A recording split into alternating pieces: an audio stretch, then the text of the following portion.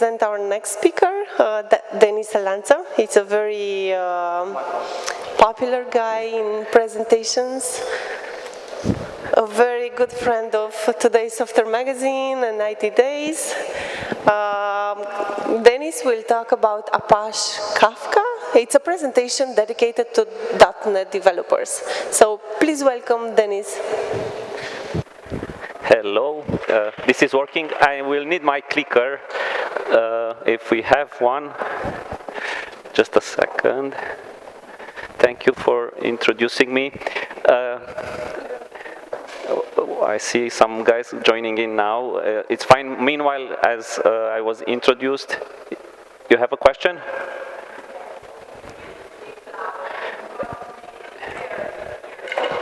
I should speak louder. Shall I shout? Is it better now, or it sounds good? If you want to hear maybe better, you could join. I see the speaker on this side only. If it does help. So yeah, I'm here to speak to you about, as Wojciech mentioned, and Ciprian after at the end in the keynote, about one of the tools in our tool belt as developers, and that's Apache Kafka. I know it says there for .NET developers that we will see some code that's in .NET, but we will talk as well about the principles, the key concepts of Kafka. So any .NET developers around with show of hands, we can see. Great. Now I can see her. I can hear myself. Okay, good. So don't be afraid. The non-.NET developers, you will have something for you as well here. So it's good that the clicker works. Nice. So the first part of the agenda is we'll be going through the intro. What is Kafka, and why would you use it, and the key concepts, and an example of Kafka in .NET, how we can use that. So Apache Kafka, nowadays it's called an event-driven, an event store, a distributed event store, or a streaming platform. You may have heard in the past about a message broker, a distributed message broker. It's an open source project by Apache. They are the maintainers now. It's written in Java and in Scala. That's the actual software. You see there in the image here, we have producers, we have consumers on the right-hand side, and in the middle we have this, what we would call Kafka, a Kafka cluster. It has 3 brokers. They are represented there. I think the pointer it kind of works, yeah. Okay, so these 3 brokers inside the Kafka cluster. What is special about Kafka is that everything about it's distributed. So if you want to scale, you add more brokers, more nodes inside that Kafka cluster.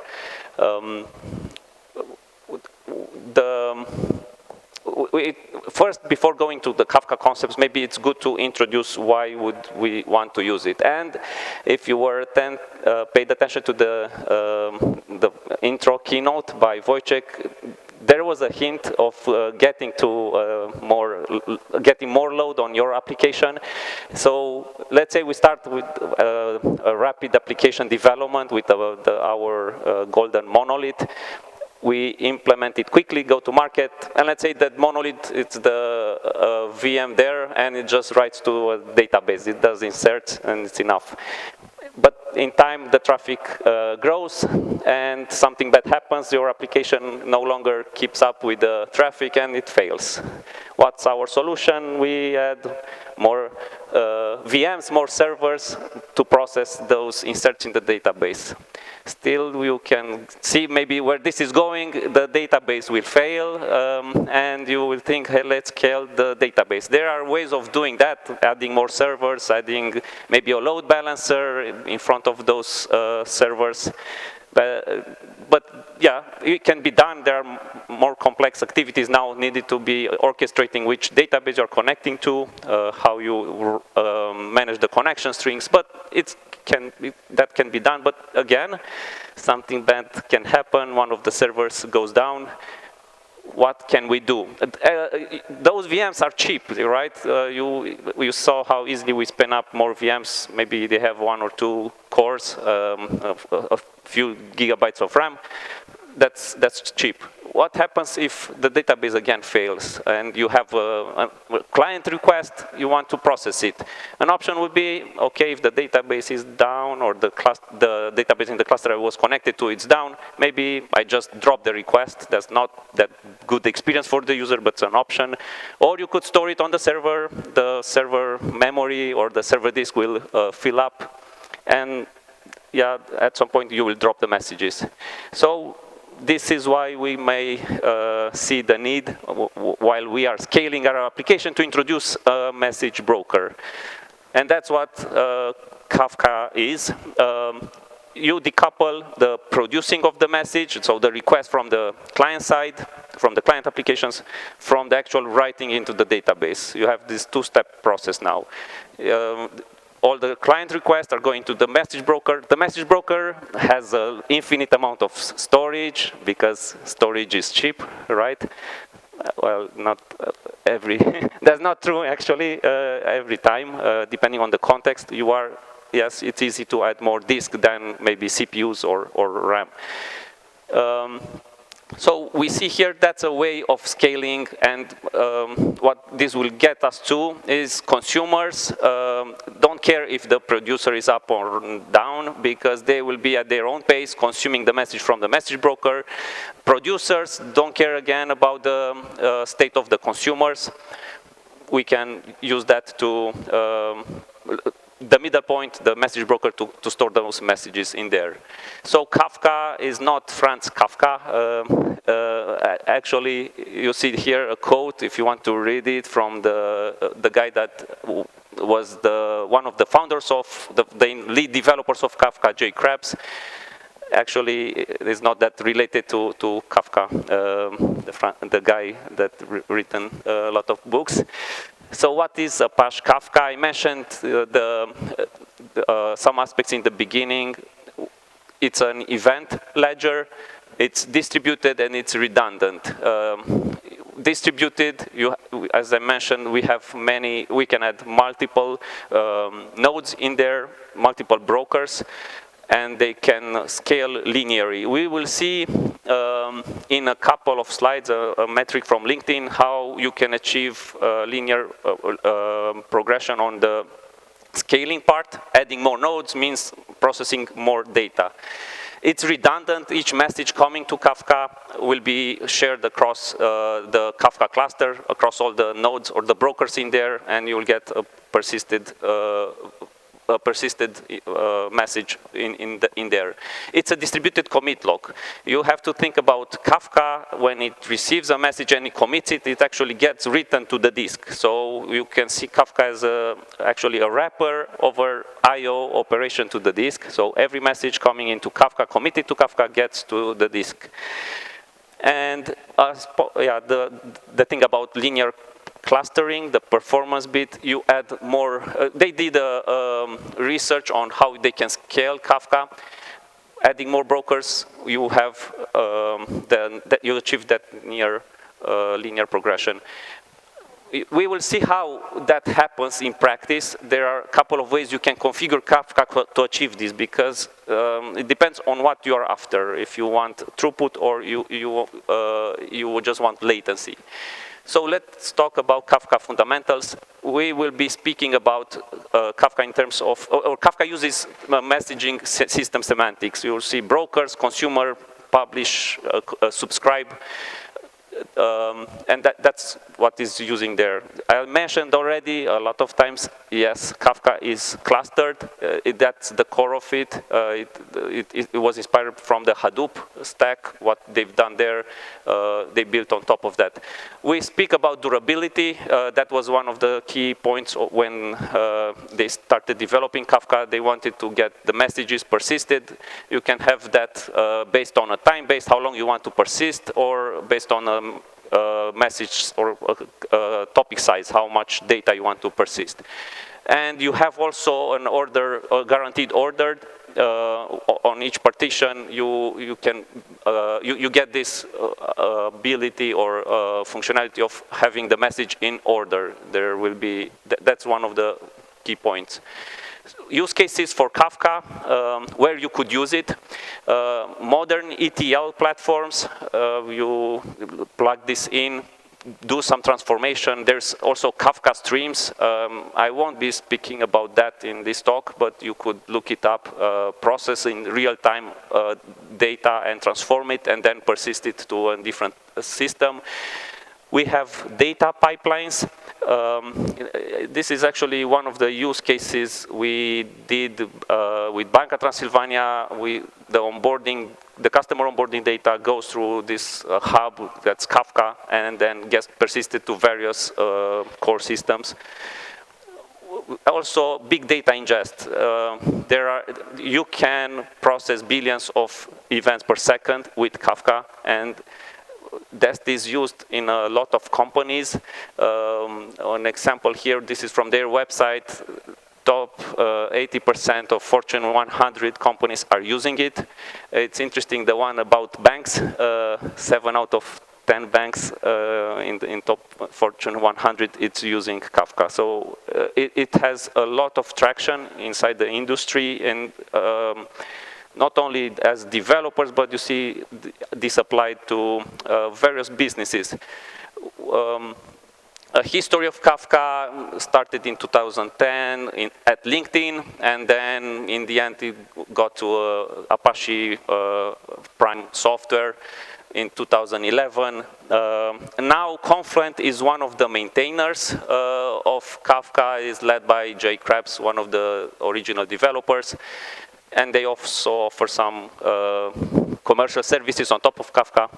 You can have Kafka not only on Confluent, but there are all the major cloud providers, as Wojciech mentioned. They do offer Kafka as a service, not bothering you with the actual hosting or managing it manually.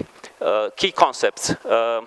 Maybe the most basic unit of work in Kafka is the record. You also see this as message or event. It's interchangeable, it's the same thing. And what the message properties or the record property are the key, the value, and a timestamp. The timestamp is an interesting bit. You can have multiple times. One could be, for example, at the time the event or the message was generated, or the timestamp could be the date it was received by Kafka and committed by Kafka. It all depends on what you want to measure. It's immutable. As I mentioned, a record, once it's got committed to the Kafka, you are no longer able to update it or delete it. It's an insert there. So yeah, it's append only, as I mentioned. These all characteristics, what are they looking like? Have you seen a message that's not changeable and that's only appended at the end? What does this look like to you? It's looking like a log file, right? You only insert into the log different messages. You have a timestamp. Usually a log file has a timestamp in there, a message. So yeah, you have all kinds of methods to serialize that message. You can do it protobuf or Avro or JSON for human readable format. Another concept in Kafka are the brokers, which I mentioned. They are part of that cluster. It's actually a node in the cluster. You have a producer that writes to a specific broker, and you have a consumer that reads records from a broker. And now this is an interesting bit, because you might think that Kafka does some push to the client, to the consumer. That's not the case. The consumers does the polling, and it gets the data configurable, yes, in batches, different number of messages, number of bytes you want to read. That's the way you consume messages. So it's not pushing Kafka messages to the consumer is reading data from the Kafka broker. And the brokers inside the Kafka cluster, you have a leader that's elected by a forum of an algorithm that decides who's the leader now, and you have those followers inside the Kafka server. This is for redundancy purposes, for ensuring that uptime. Good. So brokers, we spoke about them. Then there is the topics and partitions. All those records are getting to a topic, and then a topic being a logical name for a number of partitions. So you configure at the topic level the number of partitions, the number of replicas for that partitions. I mentioned we have multiple brokers inside the Kafka cluster. Then those topics you created are distributed based on the configuration for that topic. Number of replicas on how many brokers you will have that topic distributed on, and the partitions, how many consumers you can add to that specific topic. There is ordering guaranteed for the partition.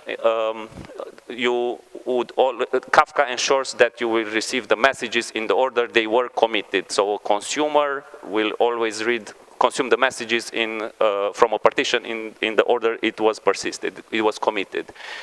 And how does Kafka keep track of the messages and then the consumers of those messages is via offsets.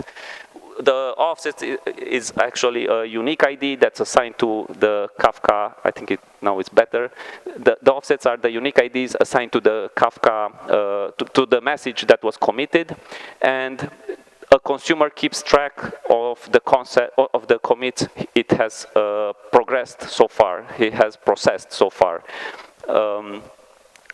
There is some benefit into this approach of offsets, because you could do something really nice. You could replay a message. For example, if you want to visit what has happened yesterday, and you would be able to start from a specific commit ID, a specific consumer that will start processing that data again. Now, that's a good thing or a bad thing, depending on what's the target data or the storage it will get to. Also, another part of that, a benefit for using these offsets, you can leverage the different speed. Maybe a consumer takes more time to process the data, and you will be able to add more consumers for that consumer group. How producers are writing to Kafka. I mentioned that producers do write to Kafka. They are writing to a partition leader. So here we have a configuration for a Kafka cluster with 4 brokers. We have just one topic here that has 4 partitions, but there is a replication factor of 3. So the replication factor, you see that not on all the 4 brokers we see, for example, partition 3. Because that's the replication factor, it's only set to 3. And if we were to evenly distribute this topic across all the nodes or the brokers in this Kafka cluster, we have to set the replica factor to 4. Partitioning can be done, so a producer can actually produce to a specific partition. It's configurable based on ID, the partition number, or based on a key. Replication factor is at topic level. We see that here how the topic 1 is spread across all 4 brokers in the cluster. Also, when you add another broker, let's say the traffic increases, we add another broker, then an auto rebalancing will happen that will redistribute depending on the load of each broker in there, what topic is written to, is available on which broker. So a key point, the producer always writes to a leader of a topic. So here the leader is with this blue color, you will always write to that one. And then Kafka will handle the logic of replicating that across all the brokers. Again, when you commit to the broker, for example, this gets written to the file. It's there. How do you consume messages in Kafka via consumer groups? consumer groups is a logical name for one or more consumers. This is again configurable at the application level. We do or Kafka does the message consumption and its load balances based on the configuration of that topic. For example, in this consumer group, this is an application that wants to consume from this topic available on the first server, on the first broker. We have 4 instances of our applications that wants to consume from it. And because there are only 2 partitions available in there, then this load is distributed across all those brokers. So if that topic is spread across 2 brokers, we will have one of our consumers, part of that consumer group, assigned to the specific partition. For example, if you were to add another consumer group here, not consumer group, another consumer inside the consumer group B, then that will sit idle because there is no other partition available in the Kafka server in order to consume. So we will have to change the parameter here of the number of partitions. Kafka does delivery guaranteed and guarantees, and how that's done at the producer level. This is the fastest way, the async way. You just write, you don't expect an answer from the Kafka broker. Underneath Kafka, there are some details. It uses a TCP protocol. It's very fast and replicates some of benefits that ensures that the message it gets there, but you don't expect an answer. Maybe you send the data and at that point, the broker went down. You don't know that. So that's not one of the best way to process data, to push data into Kafka broker. This can be done, for example, in IoT. If you have sensors that are emitting events every couple of seconds, maybe it's okay for you to drop some messages. It can be done. You can have a configuration for the producer to only wait for a commit from the leader. That, okay, I got the message, I committed to my file. It's not yet distributed across all the followers in there, but it's a way, it's fast again. Or you can wait for a commit, for acknowledgement that it was committed and distributed across all followers. That's the way you would be ensuring exactly one's delivery and the way of knowing that you send the message and you got the response. That's the approach. Commit and wait for an acknowledge from all the members in the broker, in the Kafka cluster. Speaking of consumers, we have a couple of ways of doing that. Consuming messages, the default way is at least once. Kafka will send the application, the consumer, will request from Kafka a batch of offsets. Kafka will send those to the consumer. The consumer will do something with those messages, but if something happens, you would not notify Kafka yet, hey, I finished processing. So when a consumer starts again, it may try to process the same message again. Another configuration option for a consumer is at most once, and that's done via, hey, I got the message, I got all the commits, the batch of the messages I want to process as a consumer. I tell, as soon as I received all those messages, I haven't done any processing yet, I mention, hey, Kafka, mark them as committed. And then I start processing. If something happens during that processing, so after I committed to Kafka as a consumer, hey, I've read those messages, then you might be, when you reconnect the consumer, you would not be able to process those messages again. So it will happen at most once. You will only, but maybe never, because you encounter an error. What we actually want, and we all strive to achieve with Kafka, and actually with any message broker, is effectively once. And that's a collaboration. In order to achieve this effectively once, it's a collaboration between a Kafka configuration and the applications that are doing the processing. You would likely have an ID that's going to a unique ID that you know if you, hey, I encountered this, I can check if it's unique, I have done some processing with it or not already. And that's, for example, in a database, relational database, you do maybe at the first encounter of a given ID, you do an insert, but then if the same ID comes again, you do an update, so an upsert operation.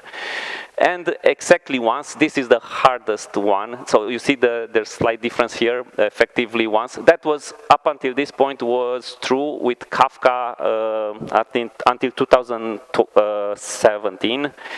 Since then, they've introduced a way of configuring a consumer to ensure an exactly once behavior. You will still have to have the collaboration between the application and the Kafka configuration, but Kafka will be able to send you messages on a transaction, and if it's not receiving back a commit that, hey, I've processed this batch of offsets related to the given transaction, then Kafka will not mark it as committed. So you'll be able to do another processing. There are some .NET client libraries, NuGet packages. The most renowned one is the Confluent Kafka. It's a lightweight wrapper actually over the lib Kafka, a finely tuned C client you see there. All the other languages than Java are actually built on top of the C client. They are wrappers over the C client. Only there in Java there is the native library. There are also then again Mass Transit and Kafka Flow, all wrappers over Kafka Flow. Over Confluent Kafka, the OG library here. You will see some specific configuration with Kafka Flow in the next slide. How do you start tinkering with it? I know I don't have my laptop here to show you, but you can do it at your own pace at home or at work. You can spin up a Kafka with a Docker image, Docker Compose image here by Bitnami. You could also start a Kafka in one of the cloud providers. Again, I'm not affiliated with Confluent, just the one I tried recently. So you can spin up Kafka at your own pace there. The basic configuration for a .NET application producing messages in Kafka. We start the producer configuration. Now here I don't have any specific configuration related to security or ensuring exactly once delivery, producing of the message, transaction, names. No, that's not here, it's not the purpose of this talk. But there will be some slides, resources, how you would achieve that, and you can consult them if you want. Then after you have the producer config, you have to specify with the producer async method there the topic name you want to send the data and the actual message event record that has a key and a value. You could also have headers. I haven't touched that. Yes, there are concepts of header affiliated with the record. What's interesting about the topic name, you see I haven't created or ensured the topic's existence. The Kafka, Confluent Kafka library does that automatically. It creates with some default settings. That could be good or bad depending on your preferred way of using Kafka. I would ensure the topic is created before going to production, for example, and we'll see. I don't know if the topic was created or not, how you would like to control that. Then at the consumer side, we have some more configuration here. We will specify a group ID, that's the consumer group name. So if we span on more consumers, they will all share the same group ID, so that depending on the partition configuration for the given Kafka topic you would subscribe to, you can consume, you get access to a specific partition. There are some interesting configuration bits here. The enable auto commit being set to true. That's the at most once, so you receive a batch of messages, then you just mark from the consumer side, the library behind the scene does hey, you can commit those messages because the client, the application, the consumer received those. And then, yeah, consuming the message. What's interesting here, if the topic does not exist, it's bad. The application will crash. So at the consumer side, you have to be sure you do that. The Confluent Kafka library also enables you to, there's an API for doing that from code. You can create the topics manually or with your system of choice deployment configuration as code, yeah, you have in place, but you can do it with C# as well. Then the Kafka Flow, the producer. This is another example how you can semantically define a producer for your topic. And the consumer. Again, what's interesting here, they offer, Kafka Flow has some syntactic sugar over the Confluent Kafka library. For example, you can ensure the topic exists. It's really easy. And then the different parameters of how many workers you want to be there, to be assigned to their respective partitions. There are some Kafka tools. I won't stop over those. AKHQ is the one we have used in the past, Kafka tool as well. There are some you can use. And additional reading, as I mentioned, that many companies are using Kafka. An interesting bit, and that will be where I stop, is that the New York Times Magazine, you know, the publication, they are using Kafka as a storage for their publication. So all the issues they've done from, I don't know, 100 and so years, they are all stored in Kafka and being, there's this article here you can read, it's really nice, and some books. Thank you very much.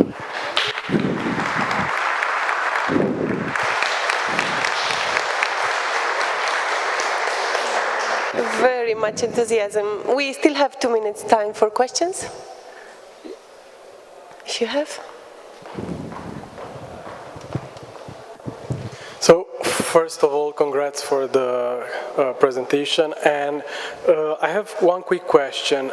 Even though in the last years I kind of shifted towards front-end technologies, I still let's say, kept some contact with articles and news on the backend side, infrastructure side, and so on.